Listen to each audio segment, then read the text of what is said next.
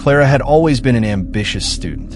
From the moment she enrolled in university, she was determined to excel in her field of paranormal studies. It wasn't long before she discovered an old building on campus known for its eerie history, the research building. The building was a maze of dark, narrow hallways and rooms that had been abandoned for decades, except for one particular room, Room 3, which housed the university's most mysterious and dangerous experiments. The room was notorious among students. Rumors of strange occurrences, disappearances, accidents, and strange sounds had plagued the building for years. Some students whispered that the room was cursed, while others claimed it was haunted by a spirit that had once been an experimental subject. But Clara, driven by her curiosity and thirst for knowledge, was not one to believe in superstitions. She saw the room as a challenge, an opportunity to uncover what truly lay hidden. One evening, she stayed late to continue working on a research paper about the history of paranormal phenomena. The library had closed, and she found herself alone in the dimly lit building. As she walked through the long, echoing hallways, she noticed a strange chill in the air, as though the building itself were alive and watching her. It was almost as if the very walls whispered her name. Curiosity led her to Room 3. The door was old and made of weathered wood, but there was something inviting about it, as if it had been waiting for her all along. She hesitated for a moment, but then pushed it open. The room was smaller than she had expected and filled with old, dusty equipment. In the far corner of the room, there was a desk with a single lamp on it, casting an eerie glow across the room. As Clara walked in, the door behind her slammed shut, almost as though it had been pushed by an unseen hand. She immediately felt a cold rush of air sweep through the room, and the hairs on the back of her neck stood on end. At first, she thought it was just the building settling, but then the temperature dropped drastically. It became so cold that she could see her breath, even though it was a warm night outside. Suddenly, Clara heard faint footsteps in the hallway. She turned quickly, but no one was there. The silence that followed was suffocating. She walked toward the door, but when she tried to open it, it wouldn't budge. It felt as though something was holding it shut from the other side. Panic started to creep in as she desperately tried to force the door open, but remained locked. The lights flickered, and she heard something, or rather someone, whisper her name from the corner of the room. Clara spun around, but there was nothing there. Just the shadows, growing longer and darker with every passing second. She stepped back toward the desk and noticed an old photograph lying face down. She turned it over, her heart racing. The photograph was black and white, depicting the very same room, but something was off. In the background, standing next to a shelf, was a shadowy figure, almost transparent like a ghost. The figure was staring directly at the camera, its eyes hollow and empty. Clara's blood ran cold. She quickly tried to leave the room again, but as soon as she touched the door, the lights went out completely, plunging her into darkness. The temperature dropped even further, and Clara felt as though she could hear breathing in the room, slow, heavy, and labored. It wasn't her own. The door opened, but not because she touched it. It opened on its own, slowly, like something was beckoning her to enter. Clara hesitated but stepped forward. The room seemed to stretch before her. She could hear a faint sound now, like a child crying, but when she looked around, there was nothing. The room seemed to grow darker with every step she took. Then, out of the corner of her eye, Clara saw it. The shadowy figure from the photograph was standing in the corner of the room. It was no longer a vague shape. It was solid, towering over her. Its eyes locked onto hers, hollow and soulless. "Leave now," the figure whispered, though its voice was more of a growl. Clara turned to flee, but the door slammed shut again with a deafening crash. The figure began to move toward her, its footsteps slow and deliberate. With each step, Clara felt her heart racing, her breath coming in shallow gasps. She was trapped. There was nowhere to run. Desperation overcame her. With all her strength, Clara pushed against the door. It budged just enough for her to slip through, and she ran into the hallway, her heart pounding in her chest. As she fled down the long corridor, She heard the footsteps behind her, always just a step away. When she finally reached the exit, she didn't stop running until she was outside, breathing the fresh air of the night. But that was just the beginning. Clara thought she had escaped, but from that night on, she felt a presence following her, like eyes watching her every move. And every time she closed her eyes, the shadowy figure from the room appeared in her dreams, always saying the same thing: "You can never escape me."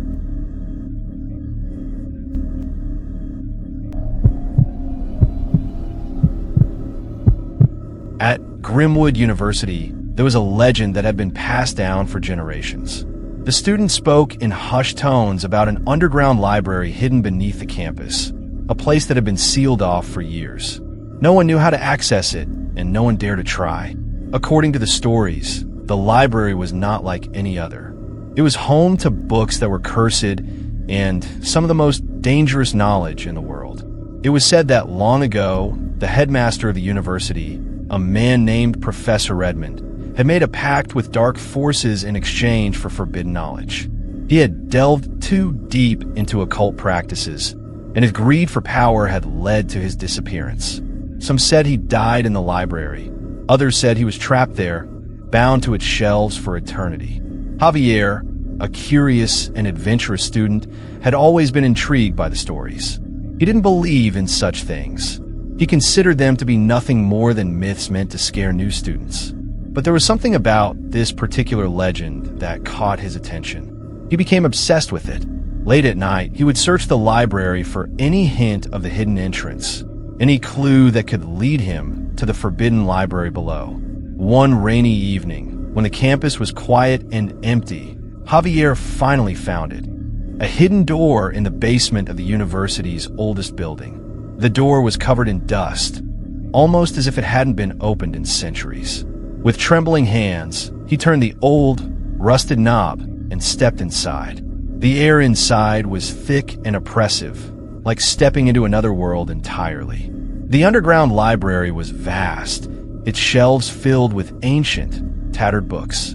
The dim light from his flashlight cast eerie shadows across the room. The smell of mildew and decay filled his nostrils as he walked deeper into the labyrinth of books.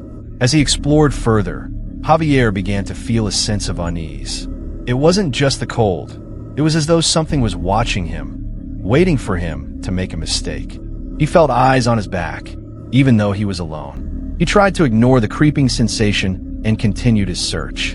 But as he walked deeper into the library, the air grew colder and the shadows darker. Suddenly, he stumbled upon an old book lying on a pedestal in the center of the room. It was bound in what appeared to be leather, and its pages were yellowed with age. As he opened the book, he saw strange symbols etched into the paper. The words seemed to writhe before his eyes, as though they were alive, moving on the page. A cold gust of wind blew through the room, and Javier heard the sound of footsteps behind him. He turned quickly, but no one was there. His heart began to race. He heard the footsteps again, closer this time. He dropped the book and turned to leave, but the entrance had vanished. The shelves stretched on forever, and the air was thick with the stench of decay. The shadows in the library began to move. They twisted and grew, forming shapes that seemed to lurk just beyond the edge of his vision. Javier felt the weight of their gaze on him, and he knew he wasn't alone anymore. It was then that he saw him, the figure in the dark cloak, standing at the far end of the library. The figure's face was obscured by a hood, but Javier could feel its presence, cold and malevolent. The figure took a step toward him, its eyes glowing faintly in the dark. "You should never have come here," the figure whispered, its voice low and rasping. Javier tried to run, but the library seemed to stretch on endlessly, the walls closing in around him. The shadows followed him, reaching out like tendrils, pulling at his legs. He couldn't escape. The figure moved closer, and with each step it took, Javier felt his strength drain from him. The last thing he heard was the figure's voice in his ear, whispering one final warning: "You belong to the library now."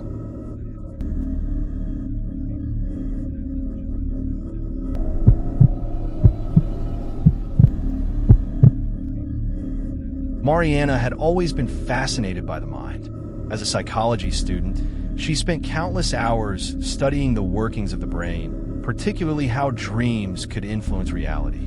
When she heard about an experimental study on lucid dreaming being conducted at her university, she knew she had to be a part of it. Dr. Sinclair, the professor in charge, was a charismatic but mysterious figure.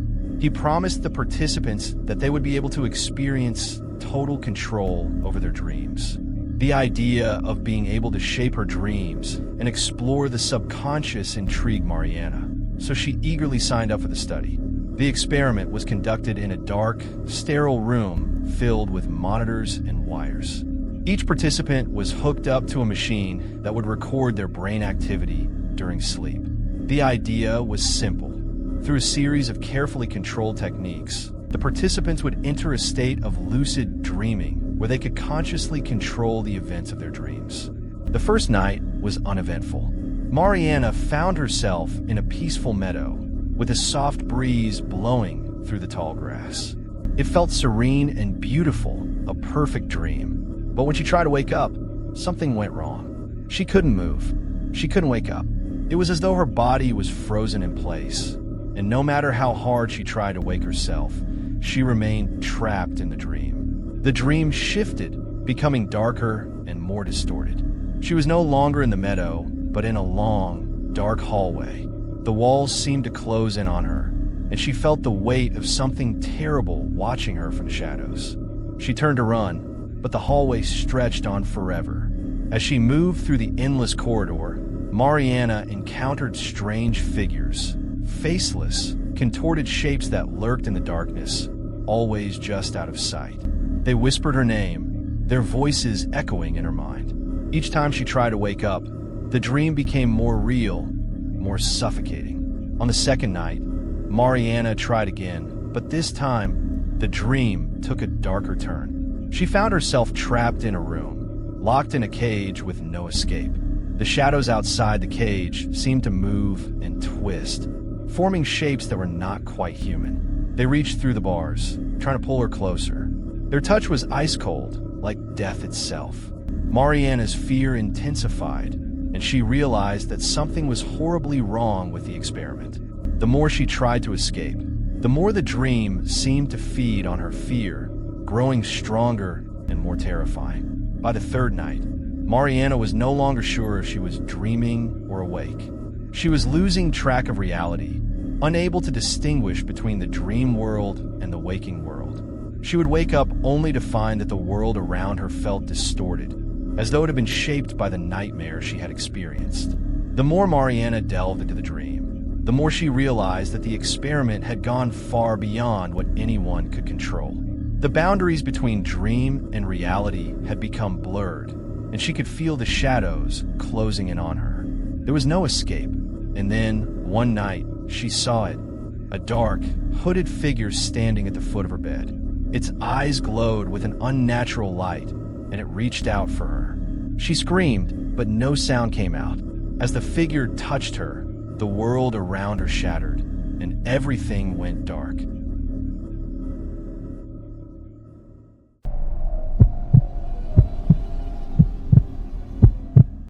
A few years ago, my cousin and I decided to explore an abandoned house on the outskirts of the city. We had heard stories about it. A wealthy family that disappeared without a trace in the 1970s, and the house was left empty. Our curiosity led us to enter one night, flashlights in hand. The house was in ruins. The windows were broken, and the door barely hung on its hinges. Upon entering, the air was thick with moisture and decay. We walked through the main room, where some dusty furniture still remained. Suddenly, we heard a noise coming from upstairs, like someone dragging their feet. We thought it was an animal, but the sound was too human. We went upstairs, and upon reaching the hallway, we found several closed doors. We approached one, and when my cousin turned the doorknob, the door opened by itself with an eerie creak. Upon entering, we saw a children's room, with an old crib and toys scattered on the floor. But what froze our blood was a weak laugh, like that of a small child, coming from the darkest corner. When we illuminated it with a flashlight, we saw no one. Suddenly, the door slammed shut. We tried to open it, but it was stuck. We knocked desperately, until suddenly the door opened on its own. Without thinking, we ran out of the house and never returned. A few days later, we researched more about the family. We discovered that their young son had disappeared one night, and the parents, consumed by grief, took their own lives shortly after. No one knew what had happened to the child, but we felt something dark was tied to that house. Months passed, but the image of the house and the strange laughter lingered in my mind. I decided to go back alone, driven by a feeling I couldn't ignore. When I arrived, the house seemed even more desolate, with thick fog enveloping the place. I entered and went upstairs, where, at the end of the hallway, I found a door we hadn't noticed before. When I opened it, the room was empty, but strange symbols were carved into the walls. It was then that the laugh returned, this time closer, more distorted. The air grew heavy, and a pressure in my chest made me fear the worst. When I turned around, I saw a reflection in the broken mirror. The empty eyes of a child stared at me. At that moment, I understood that the child had never left. Something in that house had trapped him. With my heart pounding, I ran out of the room, and when I reached the stairs, I saw a childlike figure at the end of the hallway. It was the same child with empty eyes. I knew something dark dwelled there, waiting, claiming those who dared to enter. I managed to escape the house and never went back. But something continues to haunt me. Every time I close my eyes, the laughter returns to my mind, and that feeling of being watched from the darkness never goes away.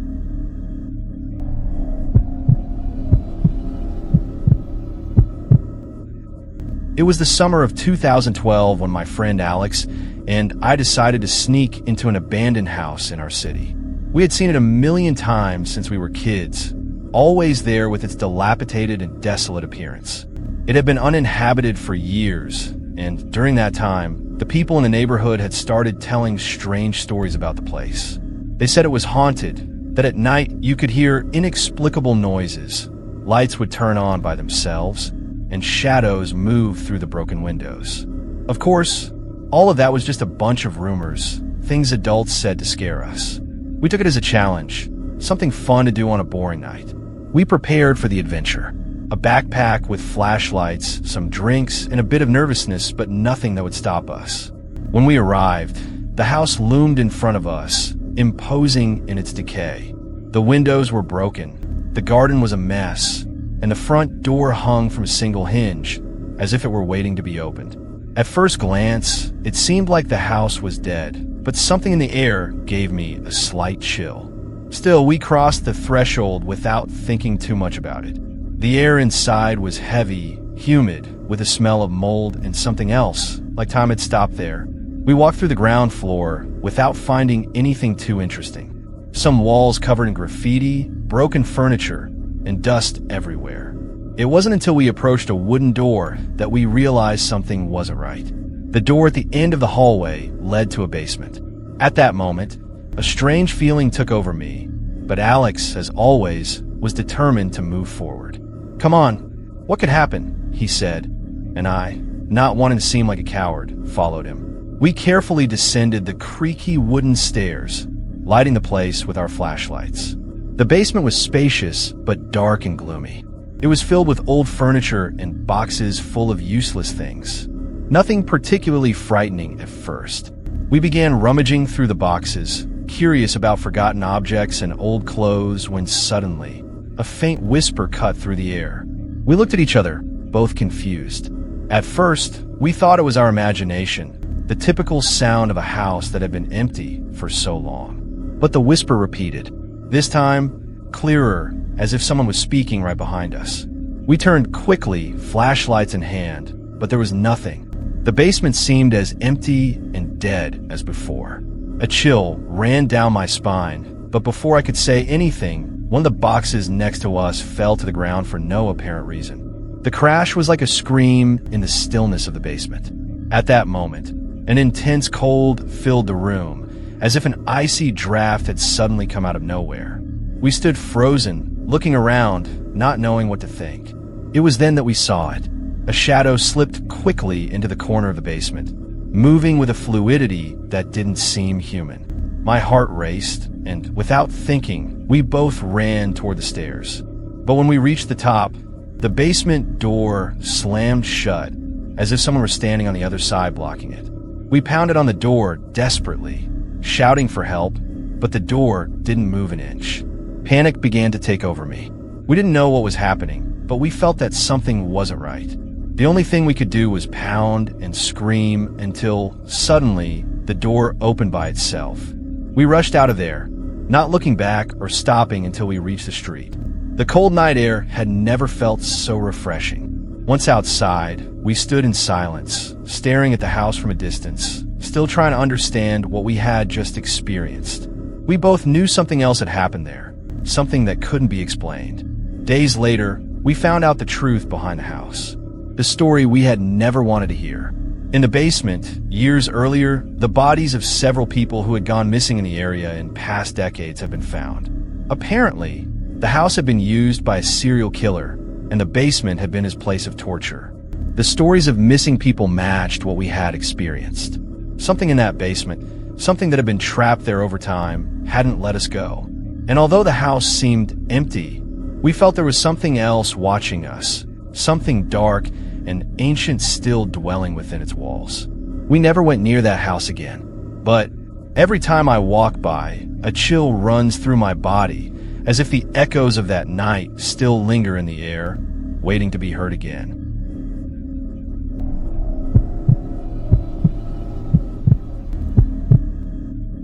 When I was a teenager, my friends and I used to explore abandoned houses for fun.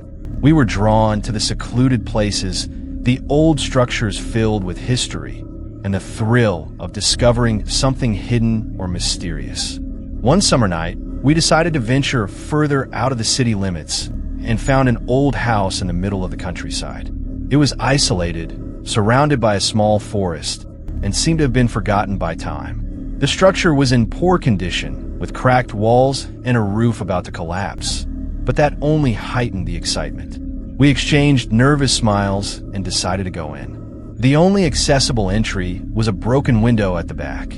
We climbed onto a nearby structure and, with some effort, squeezed through. The air inside was stale, and the humidity was overwhelming. Every step we took echoed in the silence. The house was filled with old furniture and dusty objects, remnants of what had once been a home. The rooms were empty, but in every corner, there were traces of the past. A fallen lamp, books on broken shelves, a frayed carpet.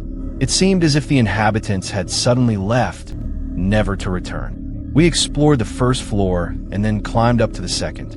The creaking wood beneath our feet was unsettling, but curiosity kept us moving forward. When we entered one of the rooms, something caught our attention, a large full-length mirror. It had an intricately carved wooden frame, something that looked like it belonged to a much earlier era.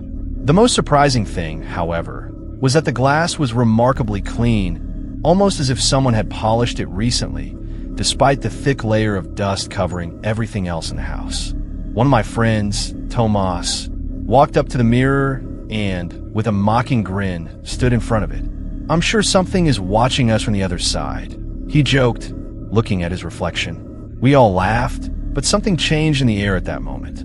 My laughter faded when I saw something that froze my blood.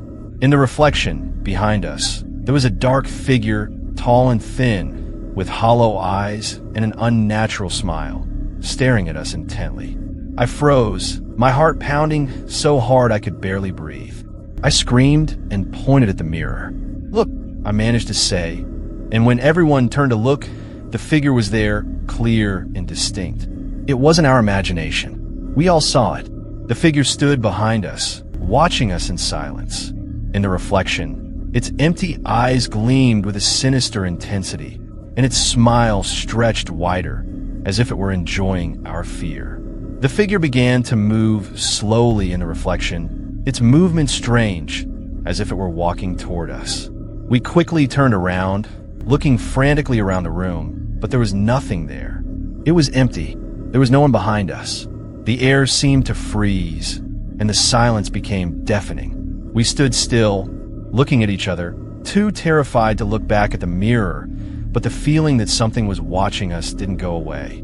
Tomas was the first to react, pushing us out of the room. "Let's get out of here," he shouted, and without thinking twice, we all ran downstairs, sprinting to the first floor as fast as we could, the fear driving us.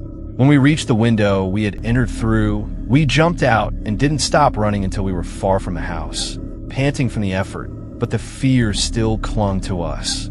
The next day, Tomas, who seemed unable to stop thinking about what had happened, decided to go back to the house to investigate further. He convinced himself that maybe there was a logical explanation. Maybe it was all in our heads, but when he arrived, the house was no longer there. It was simply gone.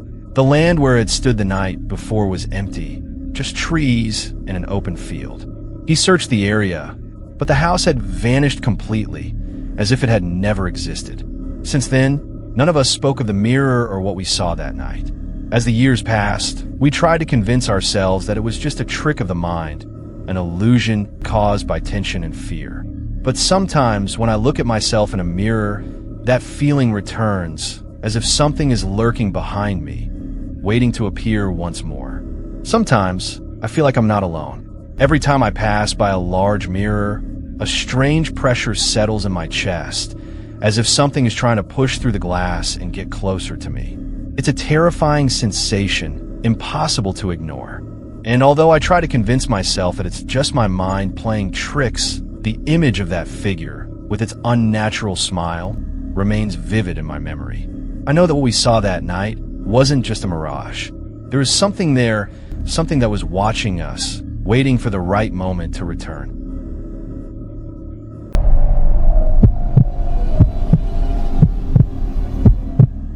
I work as a night nurse in a hospital that has been around since the early 1900s. The place is old, and despite the renovations, you can still feel the history lingering in the air. The walls seem to whisper, and the floors creak even when no one is there. Some of the older staff tell stories of strange occurrences, phantom footsteps, lights flickering for no reason, and whispers in empty hallways. I never paid much attention to them. Until that night, I was assigned to the 4th floor, a section mostly reserved for long-term patients and the terminally ill. It was a quiet shift, the kind that makes you feel like time is standing still. The only sounds are the distant beeping of monitors and the occasional groan of an old air vent. Then, at exactly 3 a.m., something strange happened. Room 413's call light flickered on. That was impossible. Room 413 had been empty for weeks. I stared at the glowing red light, my pulse quickening. Maybe it was a malfunction that happens sometimes in old buildings like this. But something about the air changed, suddenly heavier, colder. The kind of cold that seeps into your bones. I hesitated, but protocol dictated that I check on every call, no matter the circumstances.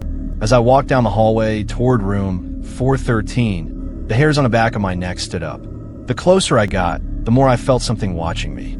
The door was slightly ajar, though I was sure it had been shut earlier. I reached out with a trembling hand and slowly pushed it open. The room was dark, but the faint green glow of the emergency exit sign cast eerie shadows. The bed was empty, but the sheets were disheveled, as if someone had just been there. The air was thick with the scent of antiseptic, mixed with something else, something metallic like blood. My breath came in shallow gasps as I took a cautious step inside. Then I saw him. A man stood in the far corner of the room. He was gaunt, his skin stretched tightly over his bones, almost translucent. His eyes were hollow but locked onto mine with an intensity that sent ice through my veins. I wanted to turn and run, but I was frozen in place, my body betraying me. He took one slow step forward. The lights flickered violently, casting his figure in and out of existence. My heart pounded against my ribs as the temperature plummeted. My breath turned to mist in front of me. He took another step, and I heard a faint, rasping whisper. It was barely audible, like wind slipping through cracks in a window. "Help me." My throat tightened. I opened my mouth to speak, but no sound came out. The man reached out a trembling hand, fingers unnaturally long and bony.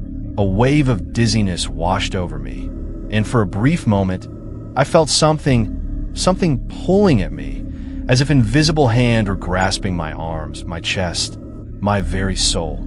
That's when I ran. I didn't stop until I reached the nurse's station, gasping for breath. My hand was shaking so violently that I knocked over a stack of charts. The senior nurse on duty, an older woman who had worked at the hospital for decades, looked up at me with concern. "What happened?" she asked, furrowing her brow. I swallowed hard, struggling to form words. "Room 413. I saw someone. A man." Her expression changed instantly. The color drained from her face. She placed a hand on my shoulder, her grip firm but trembling. "That room?" she whispered, glancing toward the hallway. "A patient named Mr. Holloway died there years ago, but sometimes he comes back." I shook my head, trying to convince myself that I had imagined the whole thing. But then she added something that made my blood run cold. "He always calls for help." I looked down at my arms and realized something that I hadn't noticed before. Faint, finger-shaped bruises had formed around my wrists.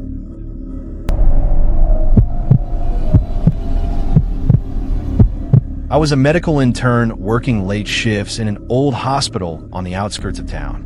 The place had a reputation. Whispers among the staff about strange occurrences, eerie shadows in the hallways, and voices where there should be none. I never paid much attention to those stories. Until that night. It was a slow shift, and exhaustion weighed heavy on me. I decided to grab a coffee from the vending machine on the basement floor. Normally, I took the stairs, but fatigue won over, and I opted for the elevator instead. Big mistake. The elevator doors slid open with a soft chime, and I stepped in. Just as the door started to close, I heard it, a voice barely above a whisper. "Wait." I turned around quickly. The hallway was empty. A shiver crawled down my spine, but I shook it off. It had to be my imagination. The doors closed, and the elevator began its descent. I leaned against the wall, rubbing my eyes, trying to shake the eerie feeling settling in my chest. Then I noticed something. The display above the doors was blank, except for a single blinking dash. The elevator wasn't stopping at the basement. It kept going and going. The hum of the machinery changed pitch, becoming strained, unnatural. The lights flickered violently, casting shifting shadows against the steel walls. A suffocating pressure built in my chest, a presence, something unseen, something wrong. My breathing quickened. Then, the emergency phone rang. The sharp, shrill sound sent a bolt of fear through me. I hesitated, my fingers hovering over the receiver before finally picking it up. Static hissed through the line, then a distorted voice, broken and uneven. "Don't look up." My stomach dropped. My fingers clenched around the receiver, knuckles turning white. I stood frozen, every nerve in my body screaming at me to obey. But the moment the voice faded, I became painfully aware of something else. A sound, a soft, deliberate shifting. Something was above me. My breath hitched. I fought every instinct to glance up, keeping my gaze locked on the doors. My pulse pounded in my ears. The light flickered again, and I caught the briefest glimpse of movement. Something black, something impossibly thin, its limbs contorting in the flickering glow. A faint, rasping breath filled the elevator. The air turned ice cold. My skin prickled as an overwhelming sense of dread wrapped around me like a vice. The elevator jolted violently. The lights surged back to life as the doors slid open, but it wasn't the basement. It wasn't anywhere I recognized. A long, unlit hallway stretched before me, disappearing into darkness. The walls were wrong, old, crumbling, lined with rusted gurneys and stained curtains swaying in an unseen breeze. The air reeked of something putrid, something long forgotten. Then, from the darkness, a sound, slow, shuffling footsteps dragging closer. My survival instincts kicked in. I slammed my fist against the closed door button, pounding it repeatedly. The footsteps quickened. Just before the door shut, I heard it again. A whisper, right in my ear. "Next time, you won't escape." Then silence. The elevator lurched, rocketing upward at a speed that made my stomach twist. My ears popped. Then, with a final jolt, the doors slid open to the main floor. I stumbled out, gasping for air, my body trembling. The fluorescent lights of the hospital lobby felt too bright, too real. A security guard sitting nearby looked up at me. He must have seen the sheer terror on my face because he frowned, setting down his newspaper. "You all right?" he asked. I turned, pointing at the elevator, my voice barely steady. Something's wrong with it. The guard's expression darkened. He let out a slow breath, shaking his head. "That elevator's been out of service for years."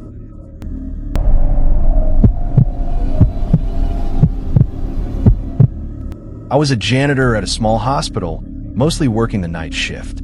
The job was quiet for the most part, and I liked it that way. The stillness of the empty halls, the rhythmic hum of the fluorescent lights, it had a certain peace to it. That is, until I started noticing something odd. Every night at exactly 2:17 a.m., I would hear the faint sound of soft crying coming from the pediatric ward. At first, I thought nothing of it. Hospitals can be eerie places, especially at night. Maybe it was a restless child, a patient unable to sleep. But after a few nights, I started paying closer attention. All the rooms in the pediatric ward were empty.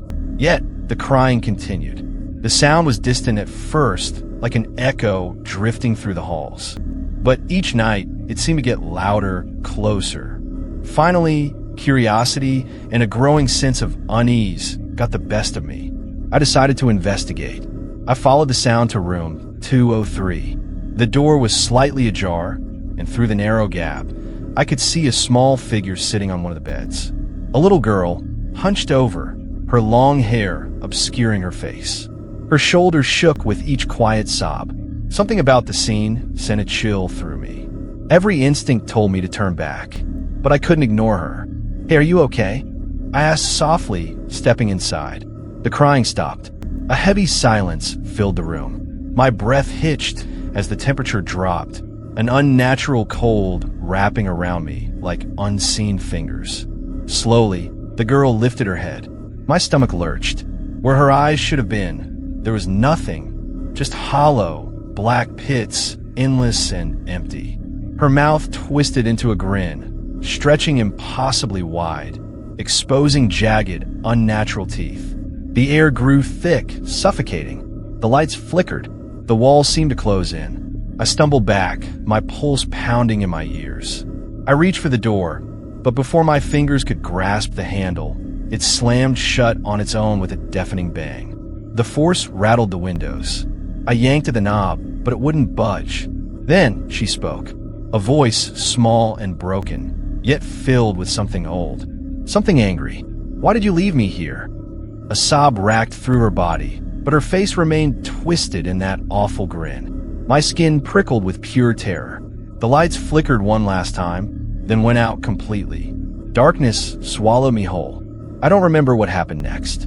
One moment, I was trapped in that freezing room, suffocating in the presence of something inhuman. The next, I was on the floor of the hallway, gasping for air.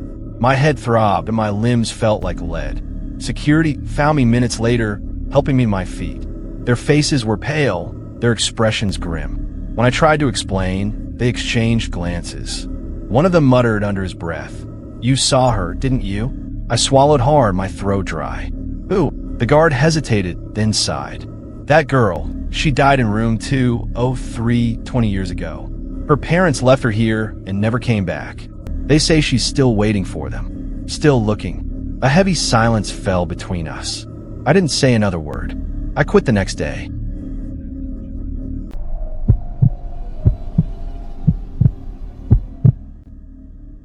When I was a teenager, my friends and I had a tradition. Every summer, we would go camping in a remote forest. It was a peaceful place, far from the city, and we loved it because it made us feel like we were in the middle of nowhere with no one to bother us. But there was one summer in particular that made us swear never to return to that forest. It all started like any other camping trip. We arrived in the afternoon, set up our tents, and began gathering firewood. As we explored the area, we noticed something strange. The trees had carvings on their bark. They weren't natural marks, but deep scratches, almost like symbols or strange inscriptions. Some looked like faces with expressions of pain or fear. One of my friends, Marcos, laughed, and said it was probably just some other camper playing a prank. But I wasn't so sure. Night fell quickly, and after dinner, we sat around the fire to tell scary stories. As the night went on, the forest became eerily silent. There were no crickets, no owls hooting, just the occasional crack of branches in the distance. At first, we didn't think much of it, but then the whispers started. They were faint, barely audible, like someone was speaking between the trees, but we couldn't make out any words. We looked at each other, waiting for someone to admit they were playing a joke, but no one did. Then Marcos, the bravest of the group, grabbed his flashlight and pointed it toward the forest. When the beam of light cut through the darkness, we saw something that froze us in place. A few meters away, standing between the trees, was a tall, thin figure with eyes that reflected light like an animal's. It didn't move, it just watched us. Its silhouette was unnaturally elongated, and though we couldn't make out its face clearly, we knew it was looking directly at us. Marco screamed and immediately turned off the flashlight. We rushed into our tents, trying to convince ourselves that we had imagined it. But then the whispers came back, this time closer. The voice was guttural, low, and seemed to echo inside our heads. The words weren't recognizable, but we could feel that it was trying to tell us something. Marcos, unable to take it anymore, stepped out of the tent with his knife in hand and turned on the flashlight again. The figure was gone, but in its place, something worse had appeared. The trees around our camp had more of those strange carvings, and this time, they were fresh, newly etched, as if someone had made them while we were hiding in our tents. We didn't sleep at all that night. The whispers continued until just before dawn, when suddenly everything went silent. As soon as the sun rose, we packed our things and ran out of there. When we got back to the city, we checked the photos we had taken during the trip, and among them, we found one that sent chills down our spines. It was a picture of our tent, taken in the middle of the night. But none of us had taken it. And the worst part? In the background, standing among the trees, we could clearly see the silhouette of that tall, thin figure, watching us. We never went back to that forest.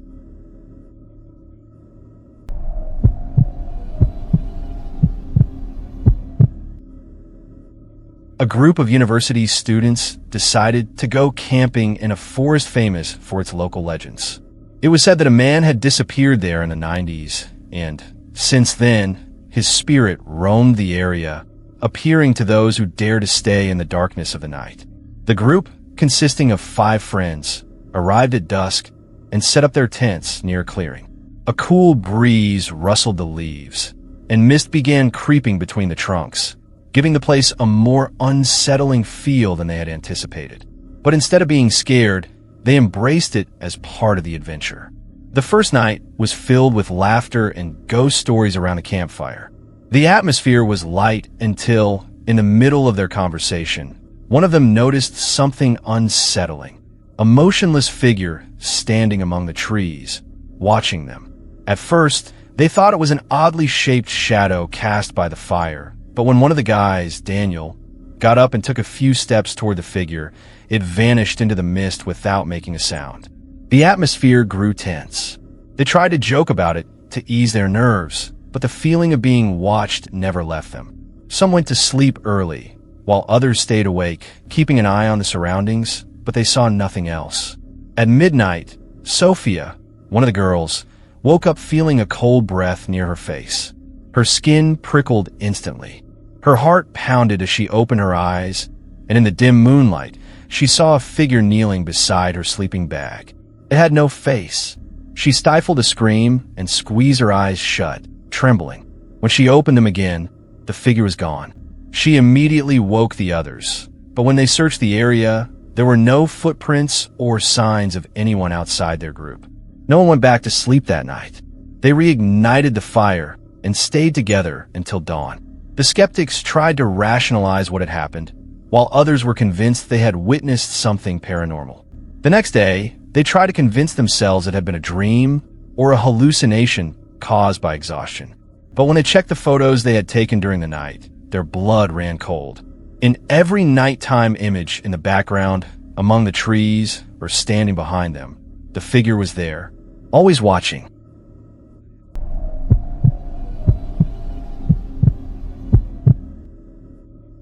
Javier and Sofia had heard about a national park with hidden caves, perfect for exploring.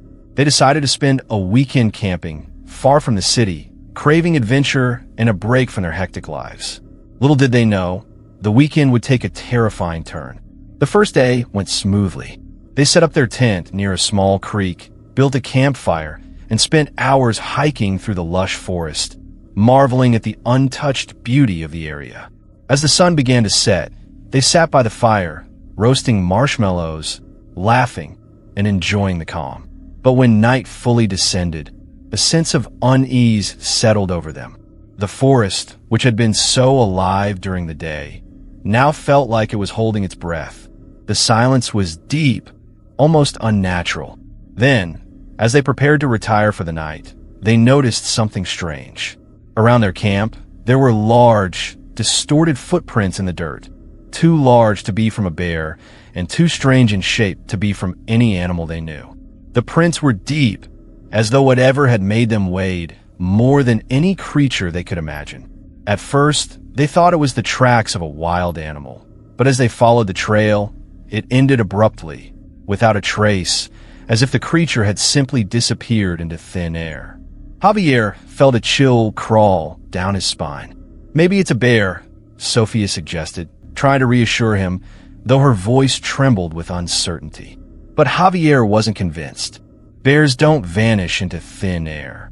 He ran a hand through his hair, looking around nervously. He tried to shake off the feeling, blaming the wilderness for making his mind jump to conclusions. But the sense of being watched remained. As they settled into their tent, a heavy, uneasy silence enveloped the camp. That night, everything felt off. Javier woke suddenly, his heart racing. He heard a deep, labored breath just outside their tent. He tensed, his eyes darting to the small opening of the tent. Was it an animal? A bear? But then, the sound came again, closer this time, and inhuman. It was almost like a whisper, a rasping voice that seemed to come from somewhere far away, and yet so close. I can see you." The words sent a shock of ice through Javier's veins. His stomach twisted. It was not an animal. It was something worse. Sophia stirred beside him, awake now, her breath shallow. She instinctively covered her mouth with her hand to keep from screaming, her wide eyes locked onto Javier's. She too had heard the voice. The air inside the tent felt thick, suffocating. The shadow of a figure loomed outside, stretched and twisted against the fabric of the tent. The figure seemed impossibly tall, hunched, its limbs long and unnatural. It was like a dark silhouette of a man, but there was something terribly wrong about it. Its arms hung far too low, the fingers too long. Its legs were unnaturally thin, bent at odd angles like it didn't belong in this world. Javier froze, his breath caught in his throat. The creature outside seemed to be sniffing the air, as if hunting for their scent. Every fiber of his being screamed for them to run, but he was paralyzed, unable to move. Sophia squeezed his hand, her grip tight, as if to anchor herself to the reality of the moment. They didn't know how long they lay there in the dark, not daring to move, hoping the creature would leave. But as the first rays of dawn touched the sky, the figure disappeared, vanishing as quietly as it had appeared. The silence that followed was suffocating, and they didn't speak as the sun slowly rose. The creature was gone, but the feeling of dread lingered. Without a word, they packed up their things in a hurry, their hearts still pounding. They were about to leave the campsite when Sophia noticed something out of the corner of her eye. A narrow path that led deeper into the woods, a path they hadn't seen before. Javier reluctantly agreed to explore, convinced they had to get out of there. But as they walked, the dense forest around them grew eerily quiet, as though it was closing in on them. The path narrowed, leading them to the entrance of a hidden cave, something they hadn't expected to find on their route out. They entered cautiously, feeling a strange pull, as if the cave was calling them. Inside, the cave was damp and cold, the air thick with the smell of earth and decay. At the far end, an altar made of animal bones, tattered clothes, and strange symbols carved into the stone sent a chill through their bodies. Among the rags, They found a backpack, old and weathered. Sophia opened it, and inside was a tattered ID card. It belonged to a young man who had gone missing 5 years ago. They recognized the name instantly from local news reports. He had disappeared while hiking in this very park. The discovery sent a shockwave of terror through them. The cave, the altar, the bones, they all pointed to something far more sinister than they could have imagined. Javier grabbed Sophia's arm. "We need to leave now." They turned to go, but as they retraced their steps through the cave, something caught their attention. Faint, barefoot prints, fresh, as if someone had passed through only hours before. The prints led deeper into the cave, past the altar into the pitch-black darkness. They stared at them for a moment, their bodies frozen in terror. Without another word, they ran. The cave seemed to close in behind them, as if the very walls were pushing them out. When they reached the entrance, they didn't stop to look back. They didn't stop until they were far, far away from the park. When they reached the ranger station, they told their story. The rangers listened carefully, then went to investigate the cave. But when they returned, they reported nothing unusual. They had found the same tracks, barefoot and leading into the deeper recesses of the cave. But the tracks had vanished just as suddenly as the creatures. The rangers believed the prints were old, but Javier and Sophia knew the truth. The creature, whatever it was, had been watching them. It had followed them, and it was still out there in the shadows, waiting for the next soul to wander too far into the unknown.